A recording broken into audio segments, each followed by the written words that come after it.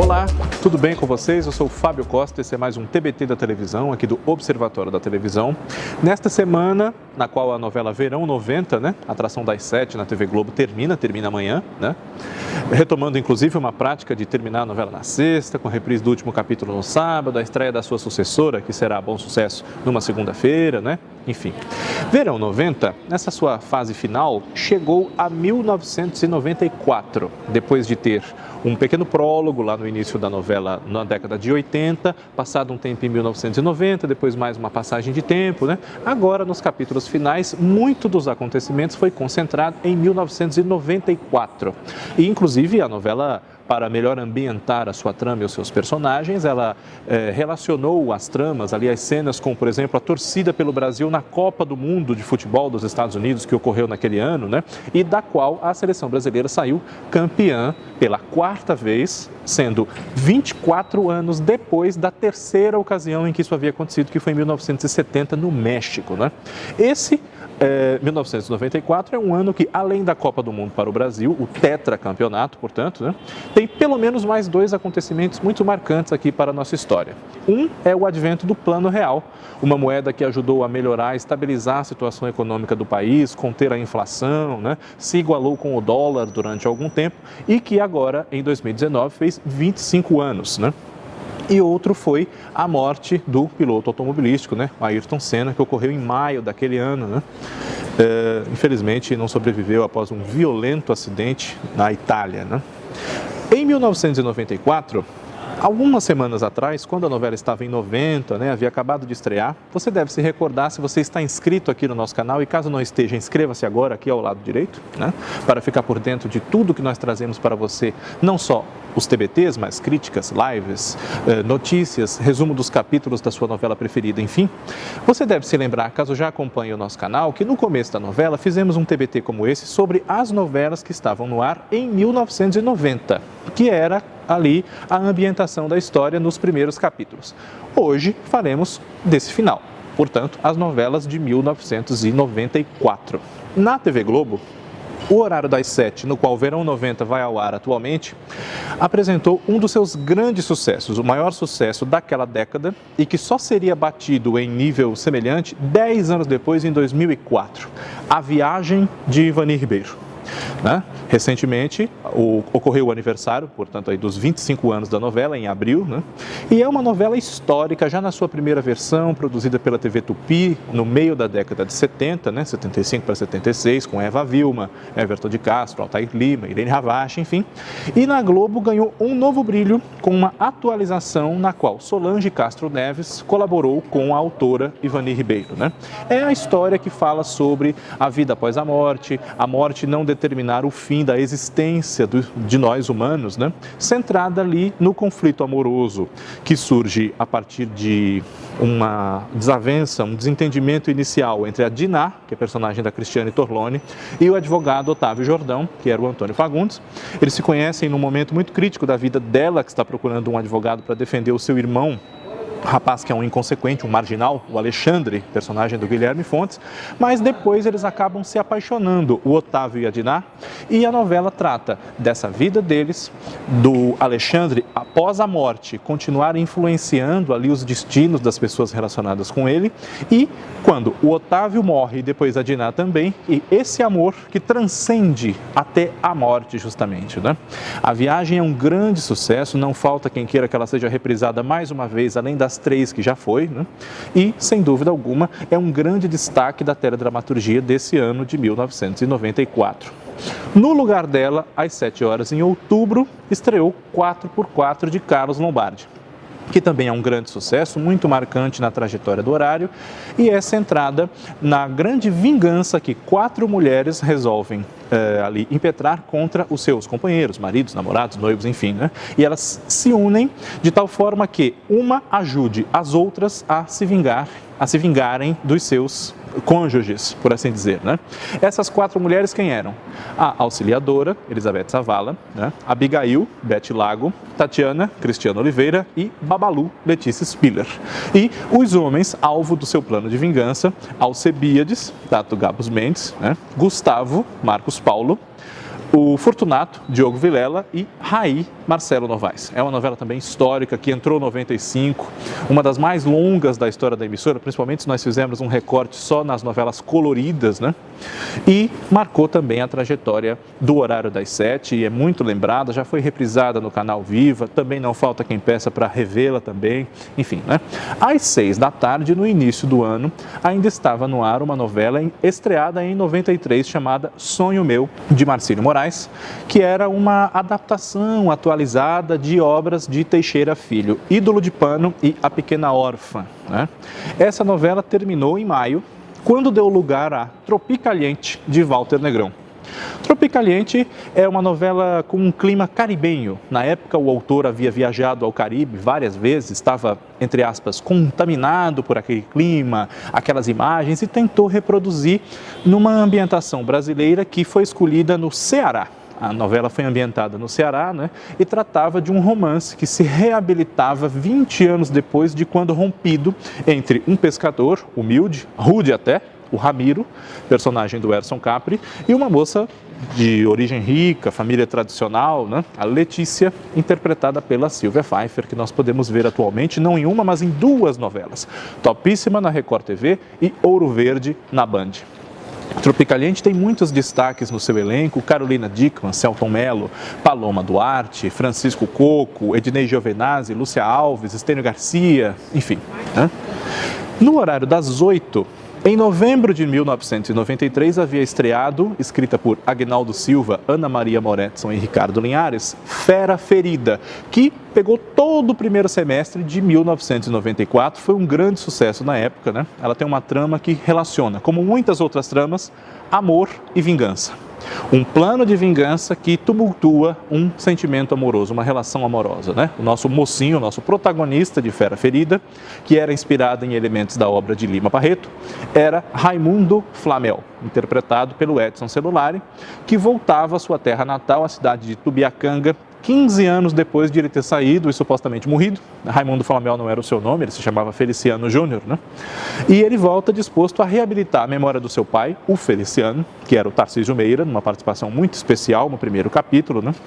E se vingar, através do incentivo à cobiça, à canalice daqueles poderosos de Tubiacanga, né? Se vingar deles, que foram os grandes responsáveis pelo infortúnio que caiu sobre a família do Feliciano Flamel, né? Quem eram esses poderosos alvo da sua vingança? O Major Bentes, que era o Lima Duarte, o Numa Pompilho de Castro, Hugo Carvana, e Demóstenes, personagem do José Wilker, que era ninguém menos do que o pai da moça que o Flamel amava, a Linda Inês, personagem da Julia Gunn, né? Essa é uma novela muito interessante. Se você não viu, há registros dela no YouTube, no Memória Globo, tem cenas marcantes, né? Justamente porque os autores foram muito habilidosos em transportar elementos da obra de Lima Barreto para a telenovela e relacioná-los de tal forma que eles compusessem não só uma grande homenagem à obra desse escritor, mas também uma crítica àquele Brasil ali de Collor e Itamar Franco, uma nova confusão no estabelecimento da democracia brasileira que havia ocorrido naquela época, né? Em julho de 1994, Fera Ferida foi substituída por uma novela de Gilberto Braga chamada Pátria Minha. Pátria Minha compôs ali uma trilogia do autor, que teve também Vale Tudo em 88 e O Dono do Mundo em 91, né?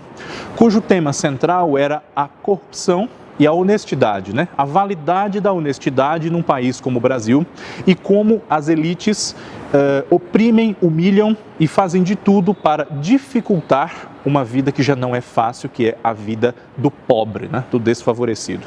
O personagem principal de Pátria Minha era um empresário para quem só o dinheiro valia, só o dinheiro importava, chamado Raul Pellegrini, interpretado pelo Tarcísio Meira. Raul Pellegrini, o destino ironicamente o une a uma neta que ele desconhecia, Alice, personagem da Cláudia Abreu, quando essa moça se coloca contra ele em todas as atitudes que ele quer tomar, que sejam imorais, antiéticas, especialmente as que prejudicam um grupo de pessoas que mora num terreno que o Raul Pellegrini quer a todo custo desalojar para prosseguir com seus planos de negócio que só visam ao lucro e não tem nenhum fundo humano por trás, né? Além de Alice e Raul, uma personagem de muito destaque na novela era Lídia Laport, interpretada pela Vera Fischer, que era uma mulher que já teve melhores dias na vida, mas não andava muito bem de dinheiro, se valia do seu charme, da sua beleza, né, da sua sensualidade, para se posicionar entre gente de boa situação e, quem sabe, melhorar novamente a vida dela. E Raul é a presa perfeita para uma mulher como a Lídia. Então ela arma para que ele se separe da esposa de mais de 30 anos, que era a Teresa, interpretada pela Eva Vilma, e consiga então ser a esposa dele, para depená-lo, tirar tudo que ele tem, se aproveitar do Raul. E outro personagem de muito destaque, cuja história é contada na novela, é o Pedro, vivido pelo José Maier, que volta dos Estados Unidos, onde ele trabalhou, viveu por algum tempo, né? E ao voltar para o Brasil ele fica viúvo. A esposa dele é Esther, que é a Patrícia Pilar, numa participação especial no começo da novela, ela morre. E o Pedro, inclusive, tem um envolvimento romântico com a Lídia, né? Que se vê ali entre esse plano de ascensão, a ambição falando mais alto, ao se envolver com o Raul, e um romance sincero que surge de fato entre ela e o Pedro. Infelizmente, na época de Pátria Minha, Vera Fischer e o seu então marido, Felipe Camargo, que também integrava o elenco, passavam por problemas particulares, né, na união deles, ali na vida privada deles, que acabaram repercutindo no cotidiano profissional dos dois atores. E a situação chegou a um tal ponto que a TV Globo solicitou ao autor da novela, né, ao Gilberto Braga, que retirasse os dois atores da novela. O que foi muito difícil, uma vez que a Lídia era muito importante, né, era um dos sustentáculos da história. Os dois personagens, a Lídia e o Inácio, que era interpretado pelo Felipe, morreram num incêndio que o autor criou ali para justificar, né, uma grande tragédia. Não se aproveitar de quem matou, nem nada disso, mas uma grande tragédia que vitimou, então, esses dois personagens. Na obra de Gilberto Braga, ele mesmo reconhece que Pátria Minha não é um dos momentos mais elevados, por problemas de realização, imprevistos como esse, que acabou acontecendo, né? E também porque ele reconheceu posteriormente, né, que um tema como esse dos brasileiros que acreditam no Brasil, embora eles não estivessem nem tão bem, voltam do exterior para cá, né? Lá eles tinham uma vida estabilizada e tudo. Esse tema, numa telenovela, poderia se perder, como o autor considera que de fato se perdeu. Então aquela proposta de um contraponto da vida nos dois países, etc., não se sustentaria numa novela, na visão do autor. Quem sabe numa nova tentativa por ele mesmo ou por outros autores, com outros vieses, né? Porque os temas nas novelas costumam se repetir. O que muda é o modo como você os encadena, né? Como você mistura esses temas e esses personagens para contar suas histórias. Pois bem, fora da TV Globo, houve pelo menos dois grandes destaques a serem feitos. Na TV Manchete, que vivia uma época de recuperação, né, de novas investidas dentro do possível para reerguer a sua grade, após alguns problemas ali entre 92 e 93, foi produzida uma novela chamada Guerra Sem Fim, que estreou no final de 93 e pegou o começo de 94. Ela tratava do banditismo, né, do tráfico de drogas, da criminalidade do Rio de Janeiro, e relacionava um líder em ascensão nesse mundo do crime, que era o Cacau, estreia em novelas do Alexandre Borges, com uma jovem médica de família rica, a doutora Flávia, que era interpretada pela Júlia Lemertz. Cacau era um potencial futuro líder do Comando Pirata, uma alegoria feita pela novela ao Real Comando Vermelho. Enquanto o pai da doutora Flávia, que era o deputado Armando César, vivido por Rogério Frois, era, por baixo do pano, claro, né, um dos líderes, um dos incentivadores de uma organização que conjuminava policiais e criminosos, o Comando Patrulha, né? Os dois tinham essa sigla, essa inicial igual, CP. E essa novela fazia uma grande crítica àquela situação de um banditismo cada vez mais incontrolável no Rio de Janeiro, vejam só, há mais de 20 anos, né? Essa novela foi escrita por um jornalista muito afeito ao tema da criminalidade, José Louzeiro, e ajudou a chamar um pouco a atenção para essa retomada da teledramaturgia da TV Manchete, mesmo tendo sido feita um pouco assim a toque de caixa para substituir um projeto embargado pelo já ex-presidente Fernando Collor de Mello, que foi uma minissérie chamada O Marajá, que nós infelizmente até hoje não pudemos assistir, nem na TV Manchete, que hoje nem existe mais, né? Nem em qualquer outra emissora, infelizmente.